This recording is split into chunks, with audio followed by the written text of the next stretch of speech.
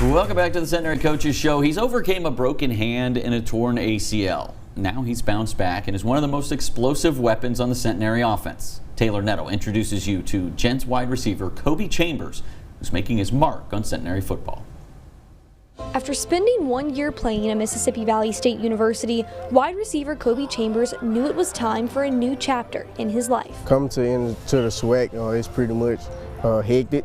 So I just pretty much wanted to just get into a new environment, get it to where, I get a chance to showcase my talent and just be able to just show the world that I can play football. So when Centenary offensive coordinator Keandre Woodtee and head coach Byron Dawson reached out to Kobe, he knew that with the Gents is where he belonged. We chopped it up almost every day. He just let me know if I come in, put in the work, and I could be the guy. Talked to Coach Dawson. He pretty much, everything he said from day one just been true here.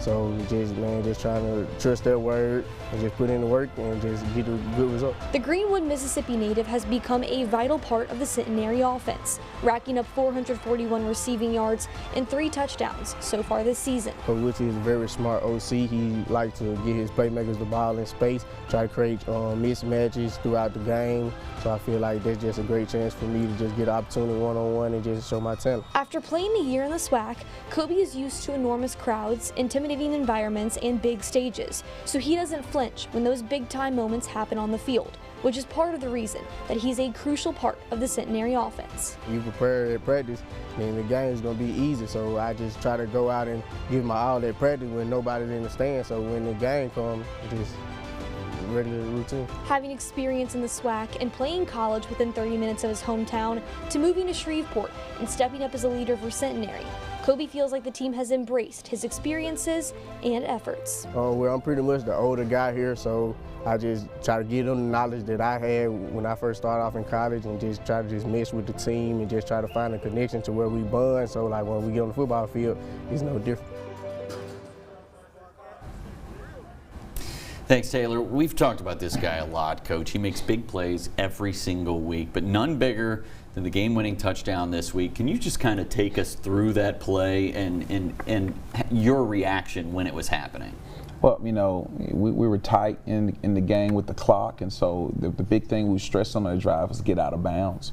And so you see him running down the sideline, you think, get out, no score. Just keep going. And so, yeah, keep going. And so we were glad that he took it on in and really iced the game. And so, couldn't happen to a better kid. He's a captain on our team. He's a leader. He has a very humble spirit about himself, and he's a hard worker. I think all the guys respect him by his play and his leadership daily.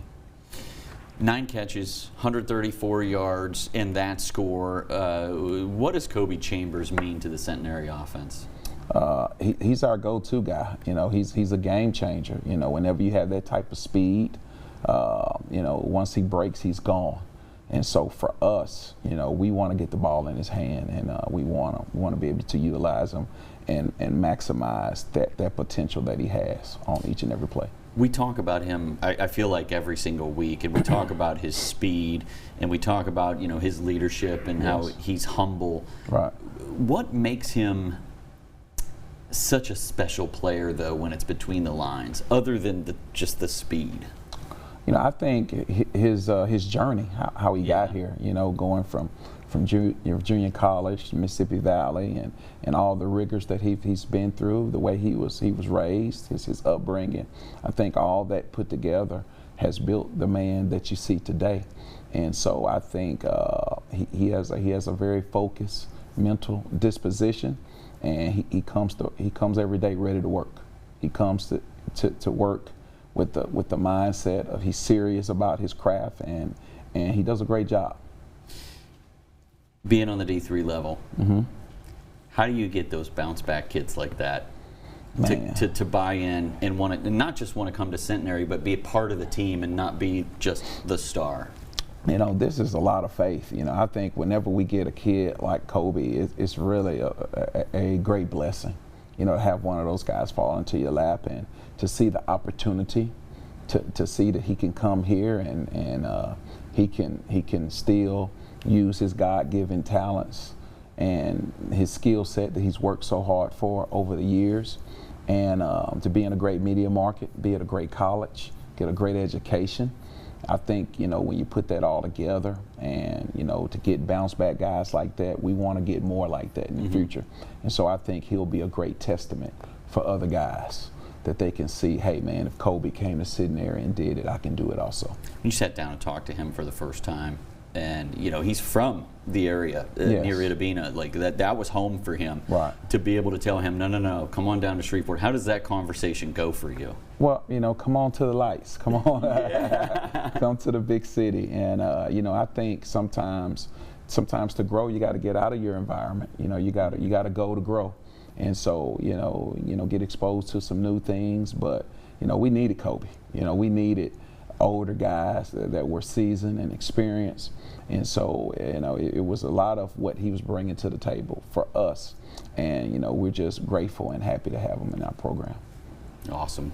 Yes, That's sir. good stuff there. Well, we're closing the book on last week's big victory and turning the page to next week's matchup with Austin College. Second time they've played this season.